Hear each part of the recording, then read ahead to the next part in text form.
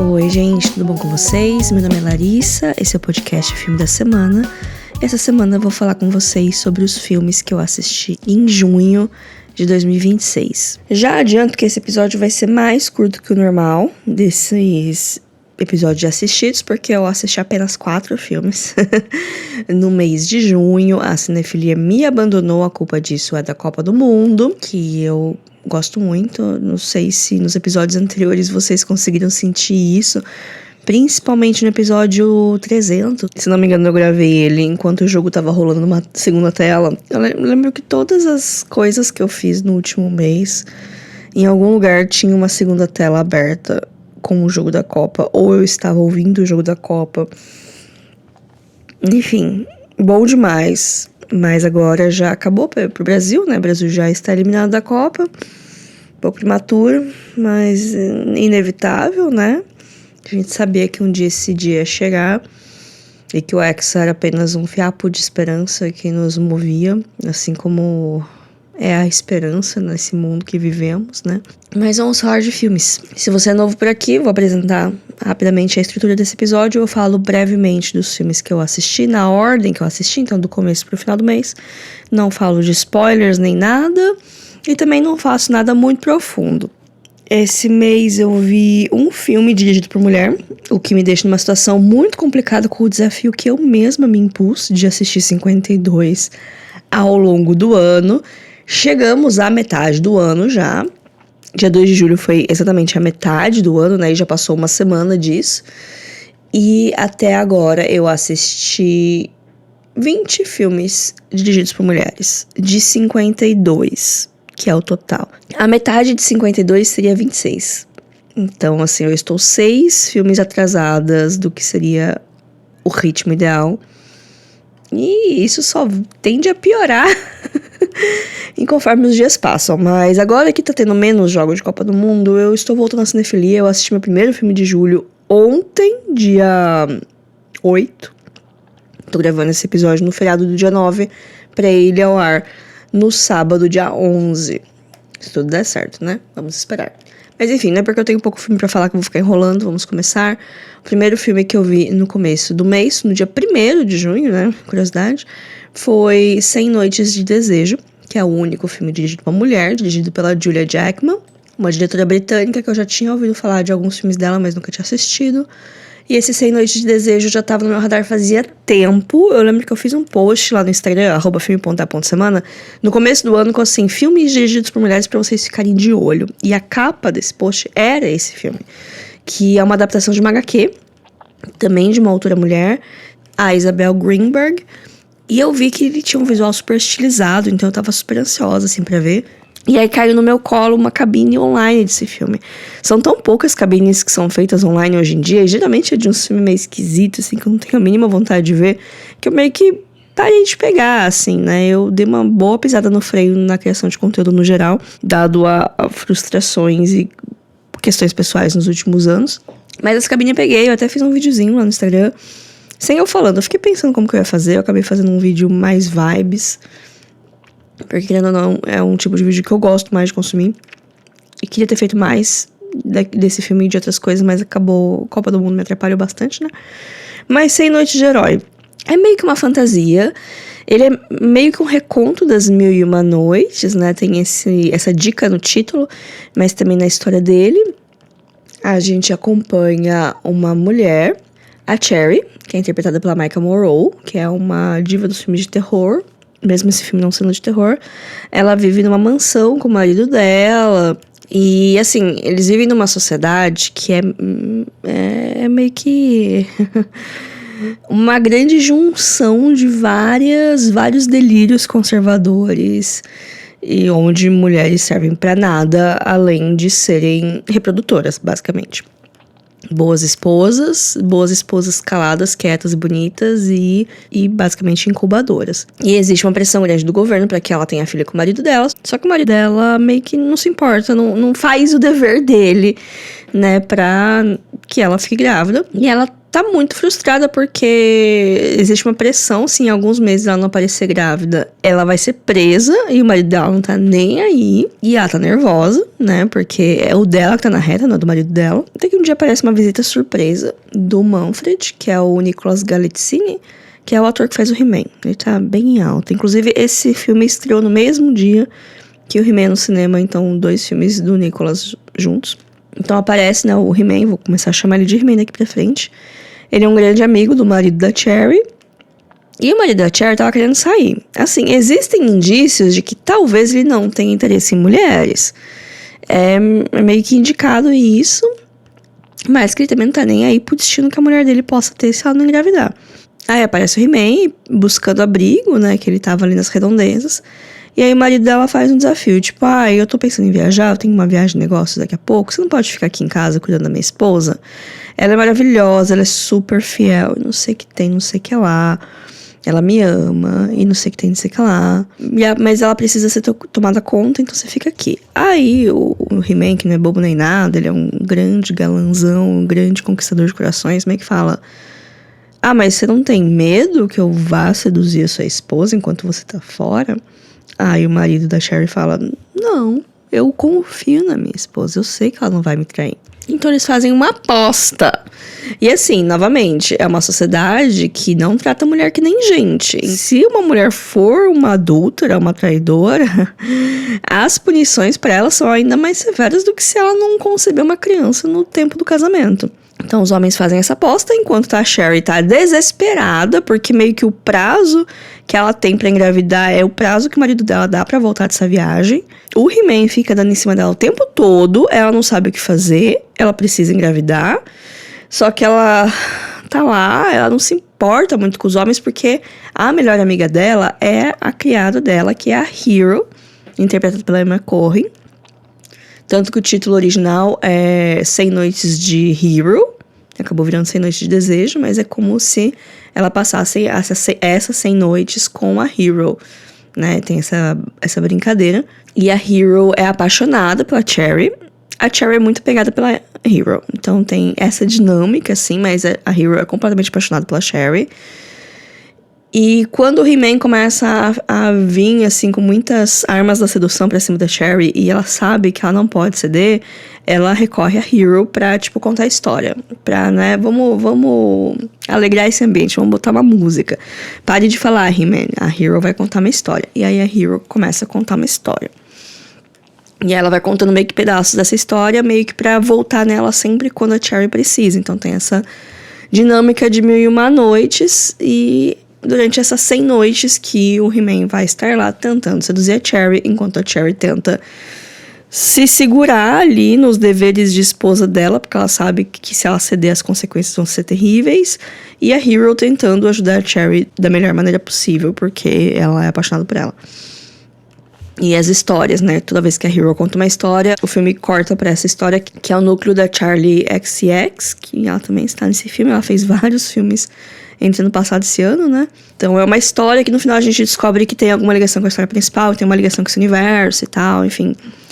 Eu gostei do filme, porque ele tem esse visual bem diferente, bem chamativo, bem criativo.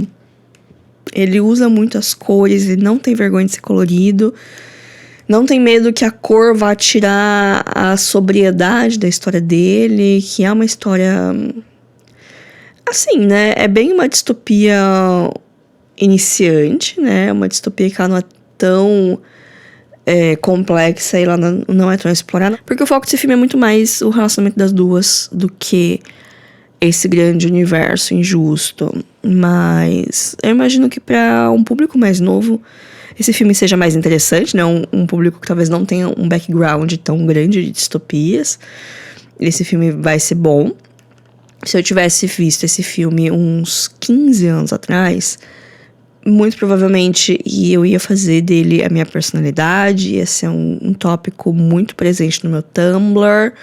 Mas hoje em dia, mesmo no alto dos meus 34 recém-feitos anos, eu gostei bastante. Foi até engraçado, porque eu terminei o filme, tipo, muito feliz, assim. Falei, nossa, aquele filme legal. E aí eu abri o Letterboxd pra logar e eu vi as críticas das pessoas, de colegas, e o pessoal meio que malhando o filme. Eu fiquei, gente, calma. Assim, não é uma obra-prima, não é o melhor filme que eu vi esse ano, não é o melhor filme que eu vi esse mês, que eu só vi 4 filmes, mas mesmo assim, eu gostei dele. Eu achei divertido, não é um filme divertido, mas eu gostei dele, eu gostei do visual dele, eu gostei do elenco. Achei um bom filme, no geral. Atualmente, esse filme não tá disponível em lugar nenhum, porque ele teve a sua estreia no cinema no começo do mês, e agora ele tá naquele limbo antes de chegar em aluguel digital e streaming. Mas eu sei que nas águas profundas da internet ele já tá disponível, porque ele saiu lá fora no ano passado. Então, se você tiver muito, muito afim de ver esse filme, você consegue achar ele por aí. Daí, um dia que eu tava de bobeira por aí, eu falei, ai, por que eu não vou assistir o Wicked Parte 2? Chegou no Prime Video, né? Por que não dou fim a essa grande coisa, né? Mesmo que eu não tenha lido o livro, sendo que eu supostamente estou lendo esse livro faz um ano, e eu ainda estou, sei lá, em 30%, porque o livro é muito chato. Mas eu vou terminar de ler, porque eu comprei, né, o livro físico. Eu queria fazer algum conteúdo comparando, falando sobre, mas... Enfim, assisti o Wicked Parte 2, finalmente. E eu não achei chato não, gente. Assim, dado o contexto, né? Wicked é um musical, na verdade surgiu como um livro, que é uma grande fanfic do Mágico de Oz. Esse livro foi publicado, assim, no ano ou no ano seguinte que o Mágico de Oz caiu em domínio público. É uma fanfic contando a história da bruxa chamada Oeste, que no Mágico de Oz ela acha que ela nem tem nome, e aqui ela chama Elphaba. E a história dela conhecer a Glinda, que é a bruxa boa do norte, acho. E de, na verdade, elas terem sido amigas, e aí, né, aconteceu várias coisas. E aí esse livro acabou virando um musical em 2004. Uma adaptação muito, muito, muito livre. Aparentemente, uma amiga do compositor, sei lá, eles saíram juntos um dia, e ela contou, eu tô lendo esse livro, que é uma fanfic do Mágico de Oz, e que é assim, assim, assado. Ela dá uma visão geral do livro pro criador do musical. O criador do musical acha bacana, e com base nisso, nessa conversa, ele escreve um musical. Então, assim, é uma adaptação usando como base uma sinopse de uma conversa. Por isso que o musical é tão diferente do livro. E por isso que o musical é muito melhor que o livro, diga-se de passagem. Como eu falei, eu tô no 30% do livro ainda, mas eu tô achando ele muito chato, muito esquisito. O livro, ele não tem carinho nenhum com os personagens, ele é muito cruel no jeito de descrever e no jeito de lidar com os personagens. Eu não tô gostando muito disso não, pra vou ser bem sincera. Mas aí teve o musical, que foi um dos musicais mais longevos da Broadway, de maior arrecadação, um grande sucesso. Então foi uma questão de tempo até ser adaptado para um filme. Também é uma produção que foi um pouco conturbada. Foi produções que começaram e pararam várias vezes, trocaram de elenco, tiveram muitas buchichos de quem seria elenco ao longo de alguns anos. E agora no começo dos 2020 saiu de fato do papel, com a Mariana Grande e a Cynthia Erivo como as duas protagonistas.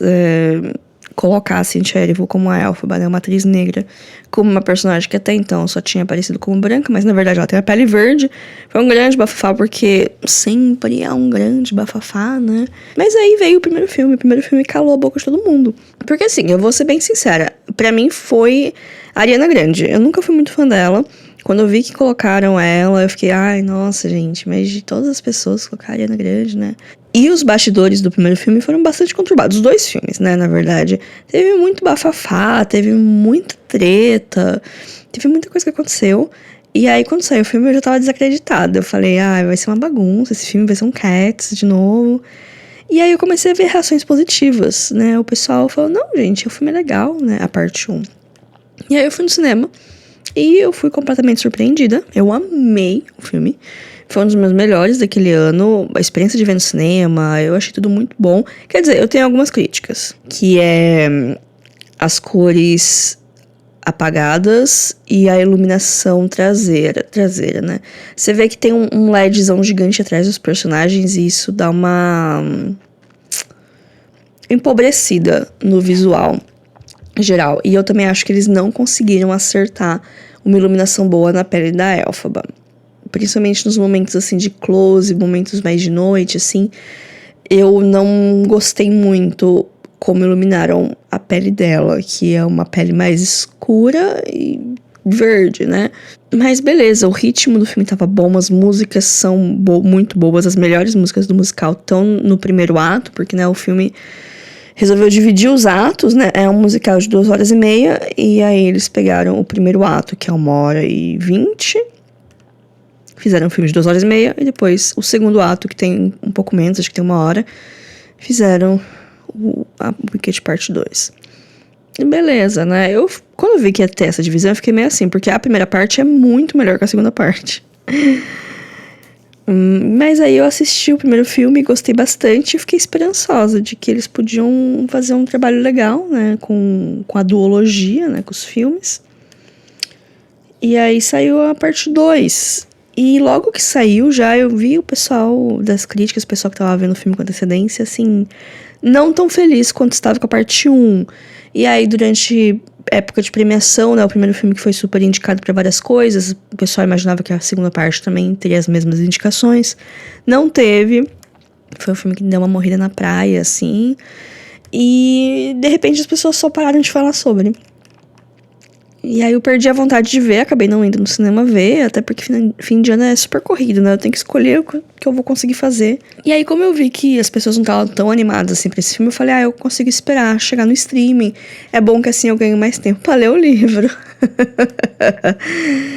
Já vimos o que aconteceu aqui, né?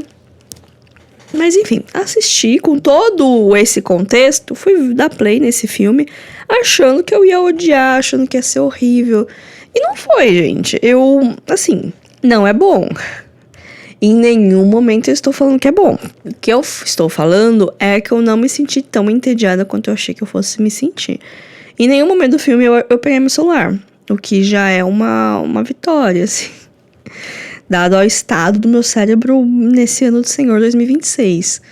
Eu tava investida, eu tava lá querendo saber o que ia acontecer, eu tava querendo ouvir elas cantando, mesmo que eu não tava gostando das músicas, e dei uma choradinha no final, porque For Good faz isso com a gente. Mas assim, é um filme que ele tem todos os problemas do primeiro filme, ele continua tendo essas cores apagadas, mesmo podendo ser super colorido, assim como Sem Noites do Desejo, né, que o filme anterior é um filme super colorido, e essas cores todas não tiram o peso da história, muito pelo contrário, oferece um contraste, né, tipo, essa pessoa vivendo nesse ambiente tão bonito e tão maravilhoso, sofrendo tantas coisas, né, aqui tem essas cores apagadas, quem tá sofrendo é a gente que tá assistindo. E também a iluminação continua ruim. Não chega ao ponto do Dancing Through Life, que é o número musical no primeiro filme, que poderia ser espetacular, porque eles construíram vários cenários, então tem várias coisas de efeito prático que são muito legais e que combinam com a música, mas ela tem uma iluminação por trás que faz com que você perca detalhes que foram construídos, que foi feito para aquilo lá, para ser uma cena muito rica de detalhe. E quando você bota um LEDzão atrás dos personagens, você perde isso. Então, né, qual que é o ponto? Parece que você tá se sabotando.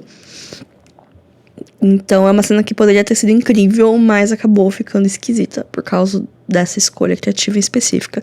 Então, aqui, nesse filme, pelo menos não tem nenhum momento que isso aconteça, que uma cena seja destruída pela iluminação, mas aí ela ainda continua acontecendo, ainda tem essas iluminações por trás que acabam apagando o fundo, um fundo que foi trabalhado, um fundo que foi feito.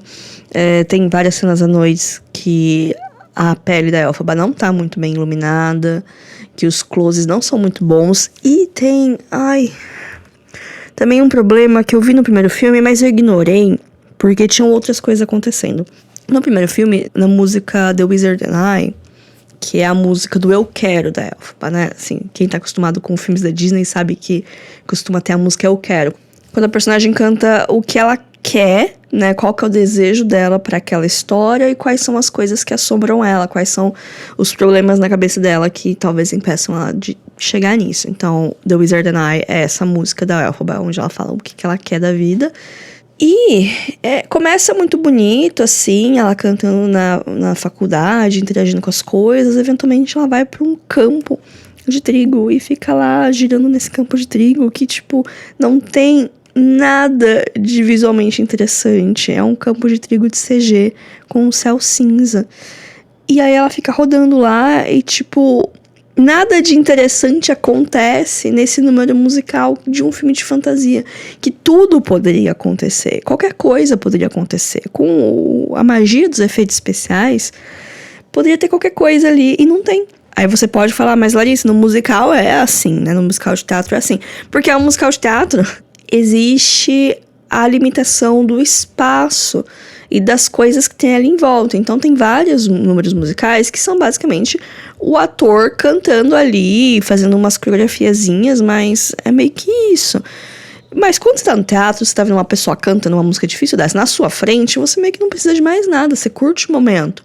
Porque aquilo, né, a orquestra tocando, a pessoa cantando já te conquista. Mas quando você tá no filme, você não tem essa coisa do ao vivo, ao mesmo tempo que você tem um espaço de tela pra preencher, né? No teatro ainda você pode fazer uma luz direta no ator e deixar o resto do cenário escuro, que aí você só olha pra aquilo, e às vezes essa cena é justamente o que o resto do elenco usa pra mudar o cenário pra próxima cena, né? Tem tudo isso que acontece no teatro. No cinema, não.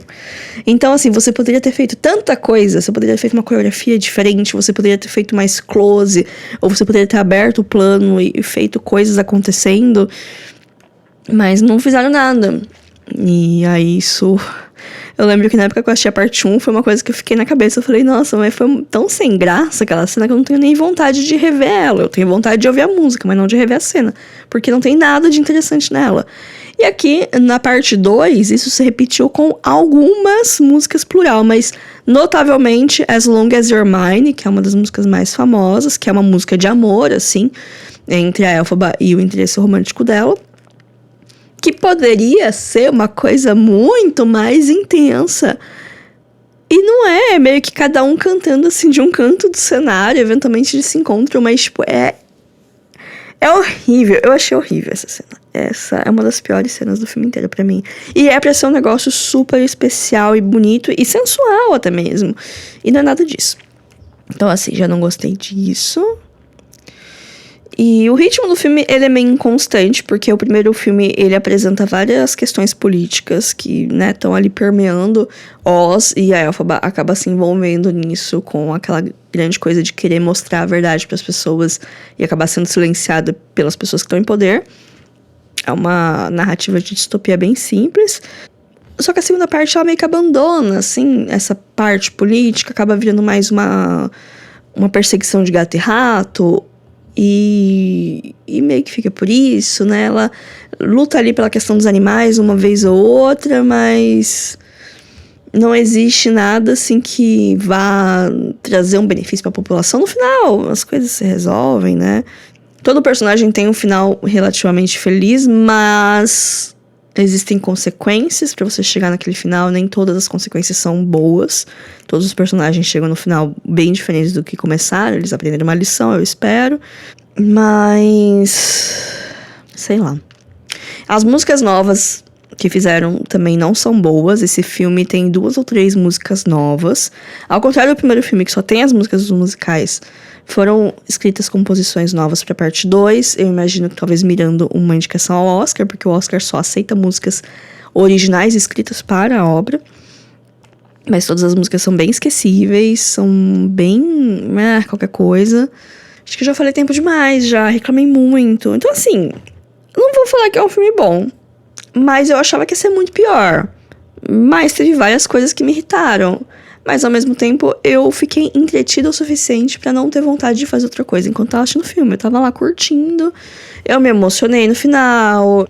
Eu gosto da cena do No Good Deed, que é a minha música favorita dessa segunda parte, e é um bom momento pra Elphaba. É uma cena basicamente de CGI, mas tá ok, funciona nesse contexto. É isso, gente. O Wicked Parte 2 não é tão ruim quanto parece, mas também tá longe de ser bom. Pra quem quiser assistir, tá disponível no Prime Video, as 2 partes estão lá. Daí, no dia da abertura da Copa do Mundo, eu fui no Sesc, porque teve uma sessão de Akira com trilha sonora ao vivo. Eu nunca tinha assistido Akira, era meio que uma vergonha minha. Era meio que uma vergonha minha, uma coisa que eu queria mudar, mas que nunca mudei. Então, quando teve essa sessão por lá, eu pensei que era a oportunidade perfeita. De fato, foi. Eu não sei muito o que eu esperava, mas eu não esperava o que esse filme foi. Eu tava ligada na influência do filme, não só pro cinema de animação, mas também pro cinema, ponto. Mas por algum motivo eu não sabia nada da história. Eu sabia que era uma coisa meio futurista. Mas como o pôster é o menino na moto, eu achei que ia ser uma coisa meio Tron, assim, sabe? Tipo, o pessoal na moto correndo na cidade de neon. E não... Tipo, se passa num futuro não muito distante, onde a cidade de Tóquio foi destruída. E aí a gente tem a New Tóquio, que não foi construída exatamente em cima da Tóquio antiga, mas ali perto. E aí a cidade, ela é toda corroída pela violência, ela tem vários problemas. E tem alguns jovens delinquentes que formam gangues de moto e arranjam briga por aí. E aí tá tendo toda uma comoção nas ruas, um protesto, né? Porque tem muito isso, né? Essa ansiedade social rolando. E aí tem duas gangues rivais de moto, né? E um deles acaba se envolvendo com uns caras azul esquisito que aparece. Aí ele acaba sendo capturado por um negócio do governo. E aí ele é mantido num lugar lá todo escondido, todo isolado. Começa a fazer uns testes com ele. Só que aí o melhor amigo dele, o Kaneda, vai investigar porque ele acha que aquilo é muito estranho. E é o Kaneda que a gente vê nos posters, nas coisas, tudo. Ele é o protagonista para todos os efeitos. A Kira é meio que uma entidade que vai se apossar desse amigo dele. Nossa, eu não sei nem como começar a descrever esse filme. Porque ele é uma maluquice, mas uma maluquice boa. Mas assim, eu fiquei confusa em vários momentos, até porque eu tava vendo no Sesc, toda vez que eu vou ver no Sesc tem alguma questão no jeito que é organizado as cadeiras e eu acabo perdendo parte das legendas. Tanto que quando eu fui ver esse filme eu tava torcendo pra ser dublado, pra não acontecer isso, mas foi legendado. E aí tinha coisas da legenda que eu acabava não conseguindo ler. Então tinha horas que eu me perdia, até porque tem dois personagens que têm nomes muito parecidos, que é a Kei e o Kai. E eu acho que também é de propósito essa similaridade entre os nomes. Eles são personagens bem secundários, mas enfim. Tudo nesse filme tem uma intenção. Ele é adaptado de um mangá, que tem 6 volumes. E pelo que eu vi, né, depois eu fui pesquisar sobre, esse filme adapta o começo e o final do mangá. Então deixa muita coisa que acontece no meio, que provavelmente vai explicar o desenvolvimento melhor de tudo que acontece. Eles meio que condensam nesse meio de filme que eu achei bastante confuso, não vou negar. Eu achei o meio dele bem confuso. Eu tive alguns problemas similares com o que eu tenho com Blade Runner. Que, né, são 2 filmes cyberpunks. Eu vi os 2 no Sesc justamente porque tava tendo um mês cyberpunk. Quer dizer, não era esse o tema do mês, mas, enfim, eram filmes que conversavam. E eu tenho esse problema que eu acho que os 2 dependem muito de explicar coisa por diálogo do que por mostrar pra gente. Porque são histórias que são tão complicadas e são filmes que talvez tenham sofrido um pouco na mesa de edição, que aí você tem que botar o personagem falando pra gente o que é e jogando um monte de informação de uma vez e às vezes eu não consigo acompanhar. Tem isso também. Eu acho que eu prefiro muito mais subentender coisas que o cenário, que as atitudes dos personagens, que o que não é dito diz. Mas quando é numa língua que eu não falo, realmente é um pouco mais complicado de perceber essas sutilezas, né? Porque o filme é em japonês, eu não falo japonês. Mas, no geral, eu achei uma ótima experiência. Um ótimo filme. Fiquei curiosa pra ler o mangá. Era um sentimento que fazia muito tempo que eu não tinha vontade de ler mangá. E depois ir atrás de conteúdo sobre o filme melhora bastante ele, porque ele foi o primeiro anime que teve uma distribuição em cinemas no Ocidente. Ele é o filme que meio que abriu esse horizonte para a possibilidade de animações não infantis. Animações não só japonesas, mas para serem feitas animações com um público-alvo um pouco mais velho. Às vezes são adolescentes, às vezes são adolescentes, mas para tentar quebrar esse estereótipo que existe até hoje de que a animação é coisa para criança, ou que toda animação vai ser infantil. Não é o caso. Akira é um filme muito violento. Eu não estava esperando também isso. É um filme extremamente violento. que mostra a violência. E eu fiquei meio chocada, assim, numas cenas que eu fiquei tipo, nossa, gente, não precisava chegar nesse ponto e chega, né? Mas beleza. Eu acho que aqui é um filme que ele se fortalece sabendo de contexto, sabendo do contexto da produção dele, sabendo que ele é uma adaptação de anime, sabendo que ele é um filme dos anos 80, que ele vem de uma indústria de cinema japonês que estava se fortalecendo há anos. O pessoal que fez Akira, eles não eram visionários. Eles eram segunda ou terceira geração de animadores de elite que o país já estava tendo, porque o cinema de animação japonês já estava se desenvolvendo há anos.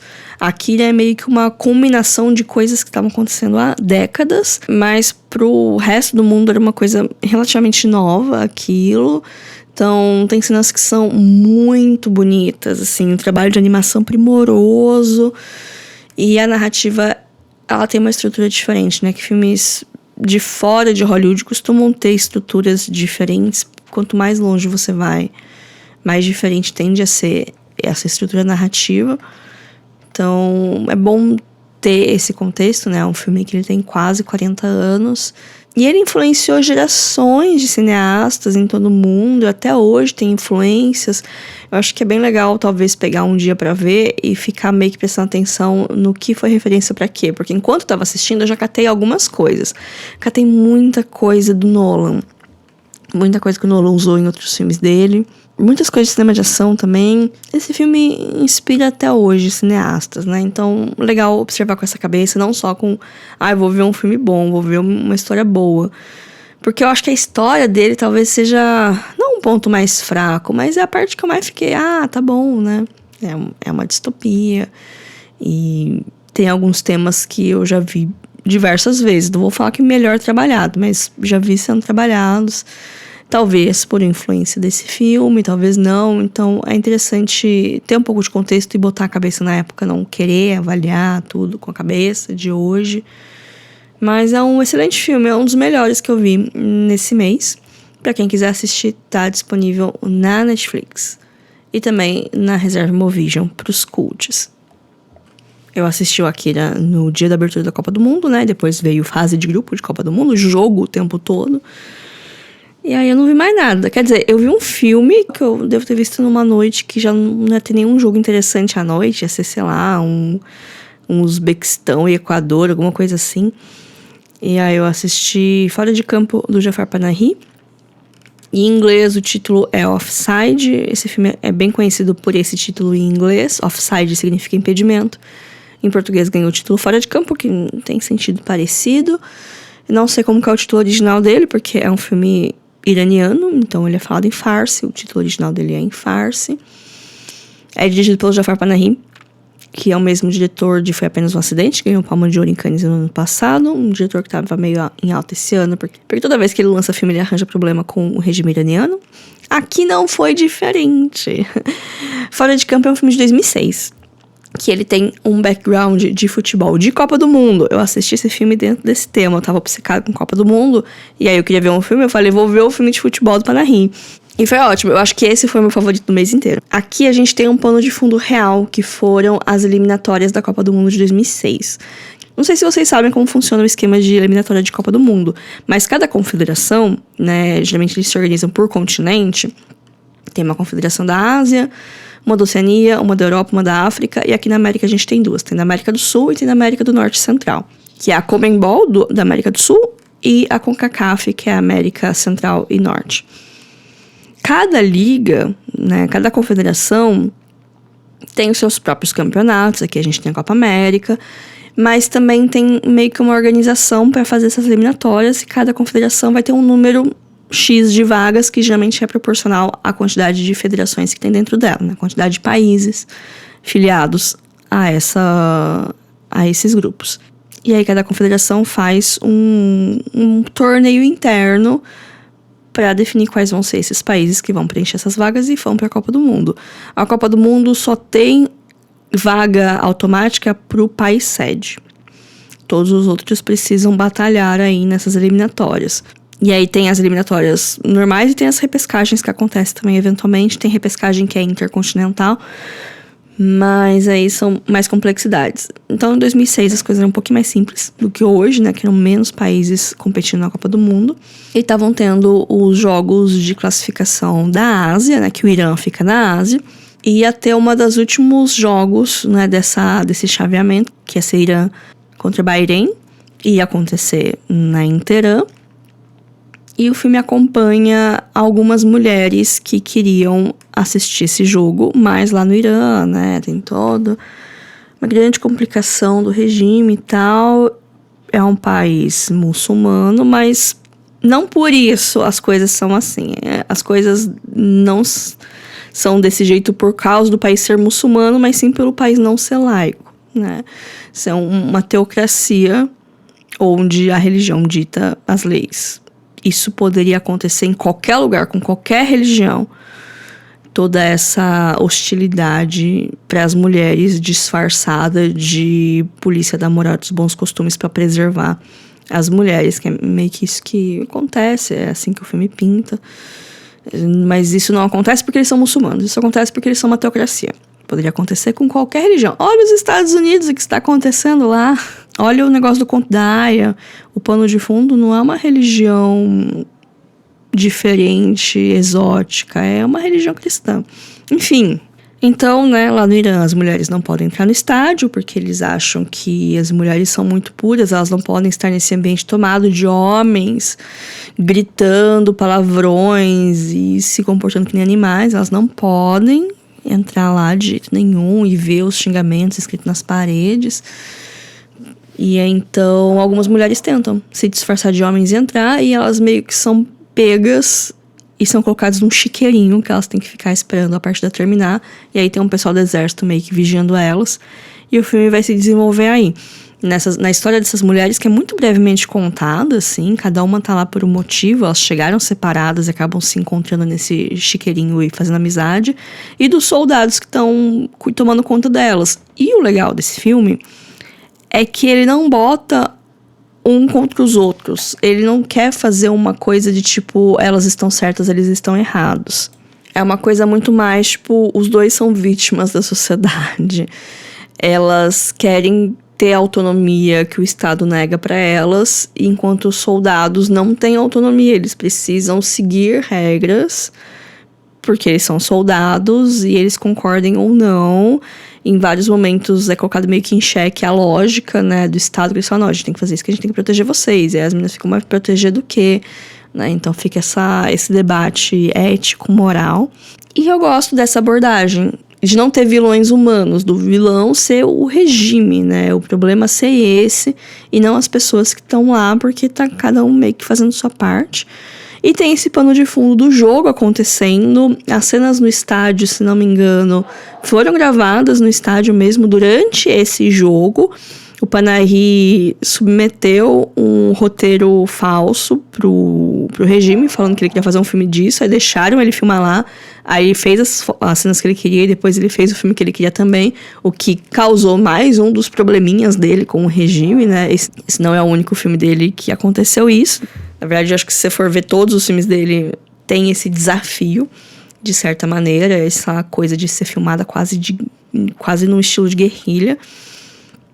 Mas ele conseguiu, e é um filme que tem muito coração também, porque parece que é um grande drama. Quando você vê a sinopse, você vê as coisas, você acha que é um grande drama, mas é um filme de comédia, é um filme super leve, é um filme emocionante, que aí tá todo mundo brigando, mas conforme o jogo vai acontecendo e eles vão sentindo que o pessoal dentro do estádio tá gritando, eles vão ver o que tá acontecendo, e aí quando tem gol, todo mundo comemora junto. Então também tem muito esse senso de união, que só a Copa do Mundo traz, de todo mundo celebrar junto, e de ficar feliz junto. E de ficar feliz por um país que não é um país bom pra você, assim, não é um país que te trata da maneira mais justa possível. É bem curioso de reparar esse comportamento nas meninas, que, tipo, elas têm noção de que o regime trata elas de maneira injusta, que elas poderiam ser mais, que elas poderiam fazer mais, de que mulheres em outros lugares do mundo têm mais liberdade do que elas têm ali. Mas elas vão torcer pro país delas, porque é a terra delas, tem essa relação, é o único lugar que elas conhecem. Existe esse senso de comunidade, apesar de tudo, existe o senso da comunidade. E são coisas que parecem meio bobas, mas que são bem interessantes, assim, de pensar e de analisar. E esse clima de Copa do Mundo que, por mais que eu não goste de futebol, nenhuma outra coisa consegue ter esse clima tão gostoso, né? Então, assim, foi o meu filme favorito do mês. Eu gostei muito de ter visto. Era um filme que eu não sei qual era a minha expectativa, mas no final me surpreendeu bastante. E gostei, recomendo. Assistam Fora de Campo, Offside, tá disponível na MUBI. E foram esses os filmes que eu vi no mês de junho. Eu assisti algumas séries, não foram muitas. Assim, na verdade, eu estou acompanhando séries que eu já acompanhava, que lançaram temporadas novas. Eu tô vendo a última temporada de Hacks, da HBO Max, HACKS. Eu coloquei no meu resumo de junho lá no Instagram, que eu já tinha terminado, mas na verdade faltam 2 episódios pra eu terminar. É que é a temporada final, e aí eu tô triste que vai acabar, sabe? Então, e aí eu tô meio que adiando assistir os 2 últimos episódios. Mas é uma série muito, muito boa, são 5 temporadas, ela começou em 2021, e teve uma temporada por ano até agora, que é uma coisa rara das séries, né?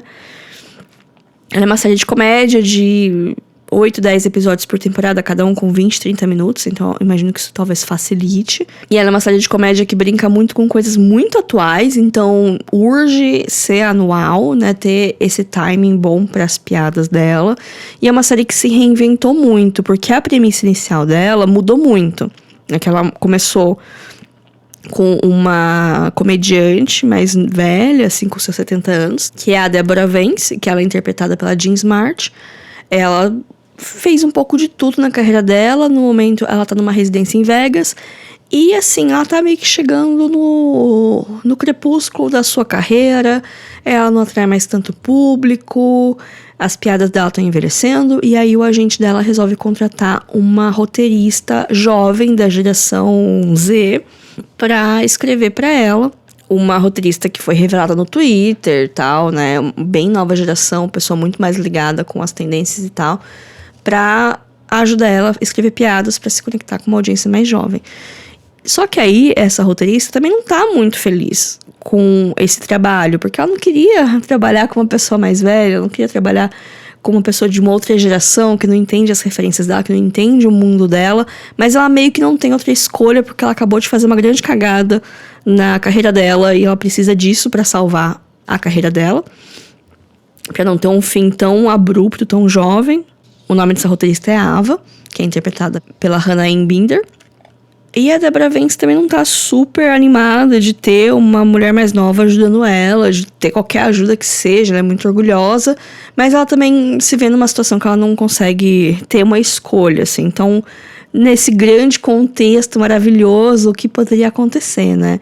E aí elas se tornam amigas e rivais. A dinâmica delas muda muito ao longo das temporadas, porque várias coisas vão acontecendo. Só que vai se desenvolvendo uma amizade muito bonita entre as duas. Uma amizade muito improvável, porque no começo você não acha que vai sair uma amizade dali. Existem coisas bem abusivas dos dois lados. Assim, no começo é a Débora, né, fazendo as palhaçadas dela. Mas aí a Ava vai aprendendo e também vai fazendo as palhaçadas dela. As duas se processam umas 2 vezes, assim. Existem situações de chantagens pesadíssimas, assim, de uma pra outra. Mas elas continuam sendo amigas mesmo assim, e a história vai evoluindo, né? Eventualmente a Débora para de fazer a residência em Vegas por motivos e vai fazer outras coisas, e a Ava tá sempre com ela. E as duas estão batalhando para manter o status delas nesse ambiente de show business. E aí outros personagens secundários começam a ter mais participação, principalmente o pessoal que agencia essas duas, né? Começam a fazer outras coisas, já que elas começam a ter mudanças na carreira. E é muito bom, gente. É muito bom, mas assim, se você gosta, assim, de séries onde o bem prevalece, onde não existe complexidade moral nos personagens, aí não sei, porque existe muita complexidade moral nas duas. As duas fazem coisas reprováveis. As duas sofrem consequências disso. Mas aí, eventualmente, as coisas mudam. Elas fazem as pazes ou não fazem. Tem uma temporada que fica as duas brigadas a temporada quase inteira. Enfim, coisas acontecem e a série se reinventa. Eu acho que essa é a principal coisa. Que em 5 temporadas, cada temporada é bem diferente uma da outra. E cada temporada vai ficando melhor, assim. Eu não lembro de um episódio ruim que eu assisti dessa série. Tem um episódio ou outro que eu penso, ok, esse não foi o melhor episódio. Mas nunca passa pela minha cabeça, tipo, esse foi um episódio ruim. Pra mim, os episódios que eu gosto menos é quando separam elas. Porque às vezes coloca cada uma com uma trama paralela. E aí elas não estão juntas. E pra mim, quando elas não estão juntas, a série cai um pouquinho. Mas mesmo assim, tá muito acima do nível de muita série que tá rolando. E agora chegou no final, na conclusão da história. Uma conclusão planejada. Uma conclusão que os criadores queriam. Não foi uma coisa imposta por canal nem nada. Então a história tem um fluxo muito orgânico.